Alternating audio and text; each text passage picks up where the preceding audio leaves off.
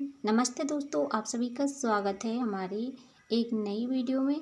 दोस्तों, आज मैं आप सभी के साथ शेयर करने वाली हूँ जो घर में बर्तन होते हैं। देखें, आप लोग रोज़ उसको डेली मांजते हैं, धोते हैं, लेकिन आप उसको बारीकी से अगर देखेंगे ना तो इसके जो कोन किनारे होते हैं, जहाँ पर इस तरीके का लगा होता है हैंडल, तो देखिए ना, आप ध्यान करना, बहुत ज़्यादा अंदर तक गंदगी छिपी रहती है और जाने अनजाने में इसको हम ध्यान नहीं करते हैं और इसमें की गंदगी धीरे धीरे हमारे पेट में जाती है। कैसे, आप ध्यान से देखिएगा, जब गंदगी रहती है उसको नहीं साफ करेंगे तो जब इसके अंदर चाय बनाएंगे या फिर कुछ खाना वगैरह रखेंगे ना, तो इसमें का धीरे धीरे वो गर्म रहता है खाना या फिर कुछ भी रहता है, तो उसके अंदर इसमें की गंदगी धीरे धीरे पिघल कर जाती रहती है।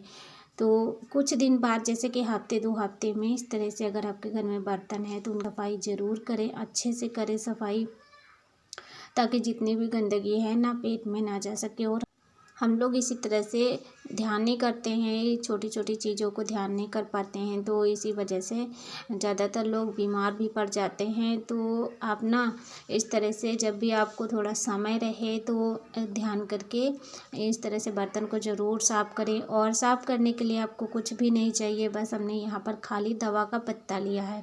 जो दवाई के पत्ते आप लोग फेंक देते हैं, जो टाइट होता है थोड़ा, उसको रख लीजिए। और इस तरह से इन किनारों को साफ़ करने के लिए बहुत ही अच्छा सा ये टूल है। अगर आप यहाँ चाकू छुरी का इस्तेमाल करेंगे तो हाथ में भी लग जाता है, और ये खाली दवाई के पत्ते आप इस तरह से यूज कर सकते हैं। देखिए, एकदम अंदर तक इसको हम ऐसे करके मांज रहे हैं तो भी अंदर तक ये बढ़िया से सफाई कर दे रहा है। देखिए ना, बहुत ज़्यादा छोटी छोटी से मैल निकल रही थी। और इसके बाद देखिए, अब हम जो है इस तरह से, ये हमारे घर में जो छन्नी होती है, चाय छन्नी, आप ध्यान से देखना, चाय छन्नी के अंदर बाहर जो ये डिज़ाइन बनी होती है, यहाँ पर बहुत सारी गंदगी लगी रहती है। तो आप अपने घर में भले ही साफ़ रखते हो, लेकिन आप बाहर कहीं जाते होंगे किसी के घर में, आप ध्यान से देखना, इसमें बहुत गंदगी रहती है। तो आप खुद जो है साफ़ सफाई का ध्यान रखें और साथ ही वीडियो को शेयर करें। अगर नहीं पता है उनको तो आप बता भी सकते हैं कि इसकी सफाई कैसे करनी चाहिए।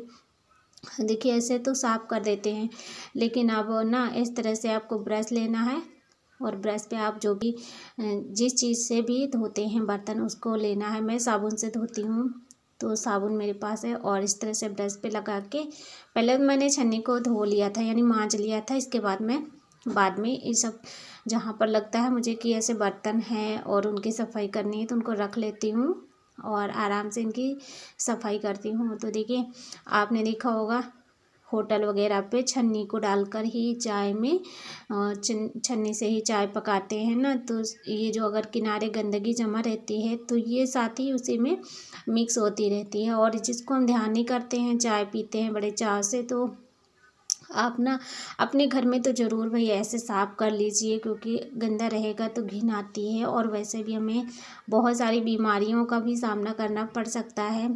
अगर गंदगी पेट में जाएगी तो जाहिर सी बात है कि हम बीमार पड़ जाएंगे। तो चाय सभी को पसंद है, और आप ना चाय बनाते हैं लेकिन छोटी सी चीज़ को नहीं ध्यान करते हैं कि हमें छन्नी कितनी ज़्यादा साफ़ रखनी चाहिए। और ज़्यादा दिन तक अगर आप इसे यूज कर रहे हैं, अगर आप सफाई नहीं कर पा रहे हैं, तो 10 रुपये 15 रुपये पे ये प्लास्टिक की छन्नी मिलती है, तो आप ना खरीद सकते हैं, बहुत ज़्यादा की नहीं मिलती है।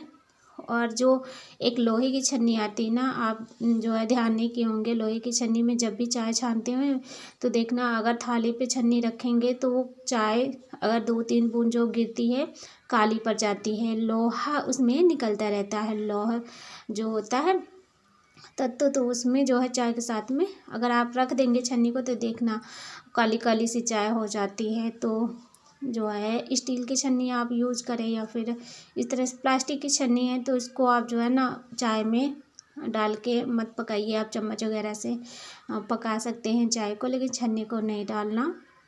तो मैं हमेशा ही चाय को जब पकाती हूँ वैसे ऐसे ही, या फिर चम्मच का यूज कर लेती हूँ, छन्नी को नहीं डालती हूँ।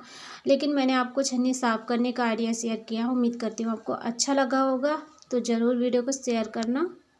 और देखिए, यहाँ पर क्लीनिंग करने के लिए मैंने कोई वाइपर नहीं लिया है, ये गाड़ी की ब्लेड जो होती हैं आगे लगी होती है शीशा को क्लीन करने के लिए, पानी वगैरह क्लीन करने के लिए, तो वही है ब्लेड से मैं जो है जब पुरानी हो जाती है तो इसको अपने किचन में डाल देती हूँ और पानी को सेव करने के लिए बहुत ही अच्छा सा काम करता है। तो मुझे जो वाइपर अलग से ख़रीदने की ज़रूरत नहीं पड़ती है।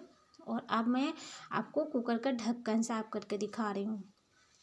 देखिए, इसको भी मैंने पहले ही मांज लिया था, लेकिन इसमें जो अंदर गंदगी छिपी है इसको भी बहुत अच्छे से गहराई से साफ करना होता है। अगर आप रोज़ इसका रबर नहीं निकालते हैं तो एक कोई भी पुराना ब्रश ले लीजिए जिसे आप यूज ना करते हों। देखिए, ये हमारे घर में ना ऐसे ही पड़ा हुआ था ब्रश, और ये ज़्यादा दांतों के लिए नहीं यूज हुआ, तो मैंने इसे कप जो है बर्तन धोने के लिए निकाल लिया है। और वैसे भी जैसे कभी कदा टूथपेस्ट लेकर आते हैं तो उसके साथ में भी निकलता है फ्री में, तो उसको आप ले सकते हैं क्योंकि वो बहुत अच्छा नहीं रहता है, इसलिए आप उसे बर्तन साफ करने के लिए रख सकते हैं। तो अब देखिए, ब्रश की सहायता से हम अंदर बाहर की सफाई कर ले रहे हैं। कुकर का ढक्कन जो है ना अच्छे से साफ़ हो जाएगा। जितनी भी इसमें दाल वगैरह फंसी रहती है अंदर रहती है लगी, तो वो साफ़ हो जाती है। और आपको एक तरीका बता रही हूँ, देखिए यहाँ पर जहाँ हैंडल बना होता है उसके नीचे देखेंगे आप ना, अपने घर के कुकर के जो ढक्कन है उनको देखना कितना ज़्यादा उसमें दाल वगैरह लगी होगी। तो आप ना इस तरह से कोई भी पॉलीथीन लेकर ऐसे करके थोड़ा मोटा करके ही अंदर डालिएगा। पहले पतला सा डालना है, धीरे धीरे खींचेंगे तो मोटा होना चाहिए, और जब इधर उधर घुमा देंगे तो इसमें जो अंदर गंदगी छिपी है वो निकल जाती है। तो ये छोटे छोटे से चीज़ें होती, बातें होती जिन्हें हम ध्यान नहीं करते हैं, और हम उसी जूठे बर्तन में खाना बनाते रहते हैं, खाते रहते हैं। और हम बोलते हैं ना हम तो वही बहुत साफ़ सुथरा खाना खाते हैं, तो ऐसा नहीं है। आप इन बातों को ध्यान रखेंगे तभी आप साफ़ सुथरा खाना खा पाएंगे। ये मेरा रोज़ का काम है, मैं इसी तरह से हमेशा बर्तन को साफ़ करती रहती हूँ। तो सोचा सभी लोगों को ये आइडिया पता होना चाहिए जिससे कि वो भी अपने बर्तन को साफ़ रखें। और अगर आप इससे भी ज़्यादा क्लीनिंग करना चाहते हैं तो छन्नी है, चम्मच है, इन सब चीज़ों को आप पानी में थोड़ा उबाल लीजिए जिससे कि उसमें जो भी जर्म्स बैक्टीरिया हैं वो ख़त्म हो जाते हैं।